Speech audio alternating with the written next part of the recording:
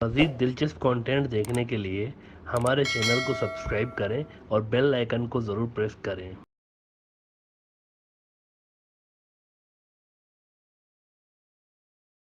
जिस तरह मोदी साहब की गलत पॉलिसीज़ और कोविड क्राइसिस को बुरे तरीके से हैंडल करने की वजह से इंडिया को बेतहाशा जानी नुकसान तो हुआ ही, लेकिन साथ ही इकोनॉमी भी कोलैप्स हो गई थी, ठप हो गई थी। वैसे ही मोदी साहब के एक्स फ्रेंड डोनाल्ड ट्रंप साहब ने भी यही कुछ अमेरिका के अंदर रिपीट किया था। वहाँ पर भी बेतहाशा जानी नुकसान हुआ था, अमेरिका हिल गया था कोविड में।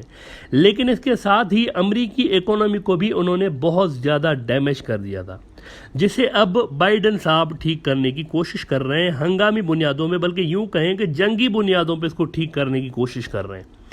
अप्रैल से लेकर जून 2021 की फिगर्स के मुताबिक अमेरिकी मईशत 6.5% से बढ़ी है। अब ये एक पॉजिटिव न्यूज़ है जिसके लिए बाइडन को क्रेडिट जाता है, नो डाउट। लेकिन ये ग्रोथ प्रोजेक्टेड ग्रोथ से 2% कम रही है। फिर भी ये एक चिंता की बात है। अमेरिका की वैसे ये आदत रही है कि जब भी अमेरिकी इकोनॉमी डाउन होती है, अमेरिका उस गिरावट को कम करके दिखाता है, एज इफ कोई बड़ा मसला है ही नहीं। ये वहाँ पे हिस्टोरिकली ट्रेंड रहा है। वहाँ की सोसाइटी में भी वही मसला पैदा करके रखा गया है कैपिटलिज्म की वजह से, जो कि दुनिया के बेशतर इलाकों में है जहाँ जहाँ कैपिटलिज्म मौजूद है। और वो ये कि वहाँ भी अमीर अमीर होता जा रहा है और गरीब जो है ये मज़ीद गरीब होता जा रहा है। तो ये जो इकोनॉमी में ऊपर नीचे जो एक फिगर्स आ रही होती हैं, इसका असर गरीबों पे या मिडिल क्लास पे कहाँ तक पड़ रहा होता है, ये एक अलग से एक टॉपिक है। अब कोविड से जो अमेरिकी इकोनॉमी तबाह हुई है, इसको ठीक करने और अमेरिकी इकोनॉमी में तेज़ी लाने के लिए रिपोर्ट्स आ रही हैं कि अमेरिका $3 ट्रिलियन का कोई पैकेज लाने वाला है, $3 ट्रिलियन का, ताकि इकोनॉमी उठे दोबारा। अच्छा, अब ये दो धारी तलवार है। अगर ये पैकेज कांग्रेस, अमेरिका की कांग्रेस मंजूर कर भी लेना, तो अमेरिका जाहिर है कि इसके लिए कर्जा उठाने जा रहा होगा और फिर नोट भी छापेगा $3 ट्रिलियन की फिगर पूरी करने के लिए। और ऐसा होने पे वहाँ पर महंगाई का एक नया तूफान आ जाएगा और ये बड़ी मुसीबत पैदा कर सकता है। जब भी कर्जा लिया जाता है, नोट छापे जाते हैं, तो करेंसी थोड़ी सी डिवैल्यू तो होती ही है, लेकिन साथ ही महंगाई का तूफान आ जाता है। और ये जैसा कि हमने कहा कि बाइडन सरकार के लिए नई मुसीबत ला सकता है पब्लिक लेवल पर, अगर महंगाई का ये जिन बोतल से बाहर निकला दो। और सूरत हाल उस वक्त और भी ज़्यादा ख़तरनाक हो सकती है अगर ये $3 ट्रिलियन वाला पैकेज मतलूबा नताइज ना दे पाए और इकोनॉमी इस सतह पर ना उठ पाए जिस सतह से बाइडन चाहते हैं। तब होना यह है कि हाई इन्फ्लेशन रेट और लो ग्रोथ रेट। इन्फ्लेशन हाई होगी, ग्रोथ रेट लो होगा। इससे एक तीसरी मुआशी बीमारी ने जन्म लेना है जिसे कहते हैं स्टगफ्लेशन। और ये बहुत ही बड़ा ख़तरनाक एक सिनारियो है किसी भी इकोनॉमी के लिए। आपके मुल्क के अंदर बेतहाशा महंगाई है और इकोनॉमी का ग्रोथ रेट उसके मुकाबले में बहुत स्लो है। नतीजा ये होने जा रहा है कि जॉब अपॉर्चुनिटीज़ मज़ीद कम से कम, और जिनके पास जॉब्स ऑलरेडी हैं इनका भी घर चलना मुश्किल हो जाना है इन्फ्लेशन की वजह से। अच्छा, ऐसा नहीं कि अमेरिका के लिए ये सारे मसाइल बाइडन ने पैदा किए हैं, बल्कि बाइडन तो कहना चाहिए कि एक आइडियल उम्मीदवार है पूरे अमेरिका में इस वक्त। अगर इन सारे चैलेंजेस से कोई बंदा निमट सकता है तो बाइडन निमट सकता है, इसमें कोई शक नहीं है। इस वक्त अमेरिका की पूरी जो टॉप की लीडरशिप है, डेमोक्रेट्स भी मिला लें, रिपब्लिकन्स भी मिला लें, उनमें अगर कोई सबसे बेहतरीन उम्मीदवार हो सकता था अमेरिकी सदर बनने के लिए तो वो बाइडन है। इसके बाद बहुत ज़्यादा तजुर्बा है, इसके पास शानदार किस्म की टीम भी रही है। और जब तक ये हुकूमत में थे, ओबामा के दौर में भी कहा जाता है कि वैसे कहने को तो ये वाइस प्रेसिडेंट थे, लेकिन हुकूमत बाइडन चलाया करता था। उस वक्त का अमेरिका देख लें और ट्रंप के बाद का अमेरिका देख लें, ज़मीन आसमान का फ़र्क है। उस वक्त भी अमेरिका अकेला सुपर पावर था दुनिया में। इन्होंने बड़ी मुश्किल से मेंटेन करके रखा था अमेरिका की पोजीशन को। जैसे ही ये गए हैं और ट्रंप आया है, अमेरिका धड़ाम से नीचे गया है और चीन ऊपर उठ के आया है और एज अ रिजल्ट अमेरिका को एक तगड़े कॉम्पिटिटर का सामना हुआ है। और इस वक्त भी कहा जा रहा है कि अमेरिका की हालिया तारीख की सबसे बेहतरीन टीम है जो कि अहम तरीन ओहदों पे बाइडन ने लगाई हुई है, क्योंकि जो चैलेंजेस अमेरिका को आज हैं, ऐसे चैलेंजेस अमेरिका की हिस्ट्री में कभी नहीं आए। और ट्रंप ने कलीदी रोल प्ले किया हुआ है, सेंट्रल रोल प्ले किया है ये सारा गंद मचाने में। इसीलिए बाइडन इंतज़ामिया अब भी कहती रहती है कि इसको अमेरिका पे रूस ने मुसल्लत करवाया था। इलेक्शंस में धांधली करवा के रूस इसको लेकर आ गया था। मौसूफ ने आते ही चीन के साथ ट्रेड वार खेलना शुरू कर दिया था, बिना ये सोचे कि अमेरिका की अपनी जो इकोनॉमी है ना, ये बड़ी हद तक चीन पर भी डिपेंडेंट है, और चीन को इस तरह गिराने के अटैम्प्ट्स करने अमेरिका के लिए खुद के लिए भी खतरनाक हो सकते हैं। ट्रंप के दौर में आपको याद होगा कि आए दिन खबरें आती रहती थी कि ट्रंप ने आज फलां जगह पे टैरिफ बढ़ा दिया है चीनी कंपनियों को, फलां कंपनी बैन कर दी, फलां को ब्लैक लिस्ट कर दिया, और इसका नतीजा अमेरिका अब भुगत रहा है। खुद उसकी अपनी मईशत डगमगाने लगी है।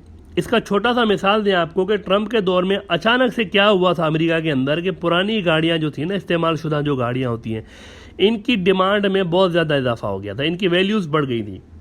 क्योंकि ये जो मौजूफ है ना ट्रंप साहब, इन्होंने चीन को सबक सिखाने के लिए बहुत सारी चीनी कंपनियों को बैन कर दिया था और कई शोबों में टैरिफ बढ़ा दिए थे। नतीजतन उन गाड़ियों को बनाने का जो सामान जो कि अमेरिकी कंपनियां चीन से इंपोर्ट कर रही होती थी, वो मार्केट से कम हो गया, ज़्यादा टैरिफ की वजह से और कंपनियां बैन हो जाने की वजह से। तो नई गाड़ियां बनना बंद हो गई वहाँ पे, या फिर बहुत ज़्यादा कम हो गई।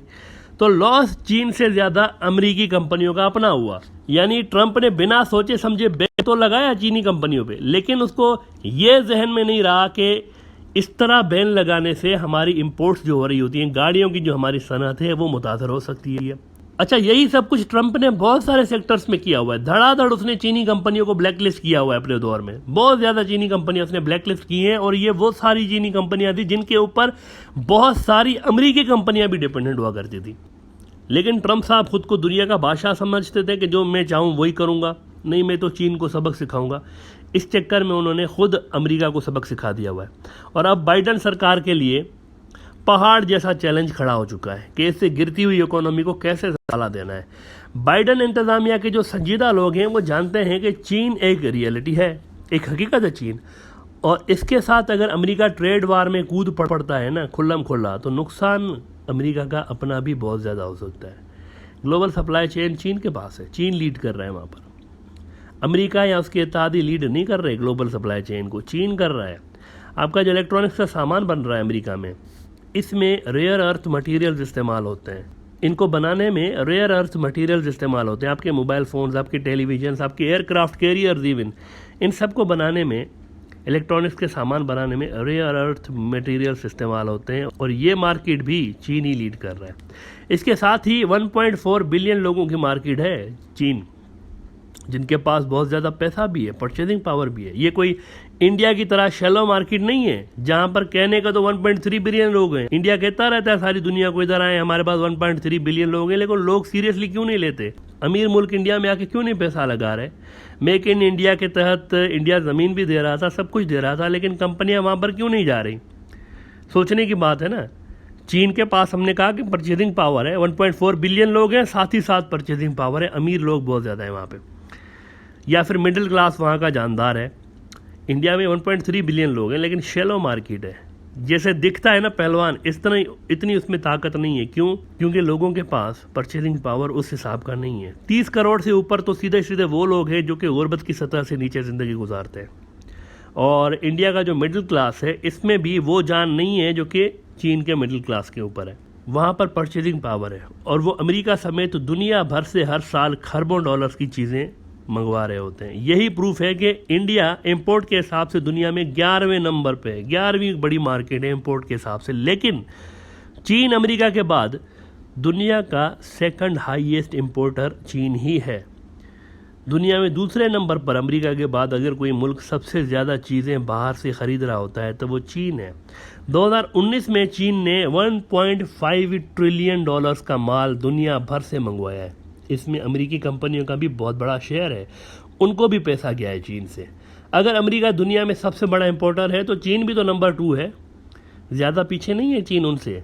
It has a massive market, it has a massive purchasing power, और अमेरिका की कंपनियां बड़ी हद तक, बहुत सारी कंपनियां चीन पे भी डिपेंडेंट है। चीन से ट्रेड वार शुरू करके ट्रंप साहब ने अमेरिका के ही पैर पे कुल्हाड़ी मार दी है, और चीन से ज़्यादा अमेरिका का अपना जो कंपनियां हैं ना, उस पर ज़्यादा उनका इम्पैक्ट आया हुआ है। तो बाइडन सरकार इसको ठीक करने की कोशिशों में आजकल लगे हुए हैं, लेकिन अभी तक की सूरत हाल ये है कि अमेरिकी जो मईशत है ना, ये डगमगाने लगी है। और सबसे बड़ा सरदर्द इस वक्त बाइडेन सरकार के लिए ये बना हुआ है कि कैसे मईशत को संभाला दिया जाए, पहले की तरह इसको कैसे बनाया जाए।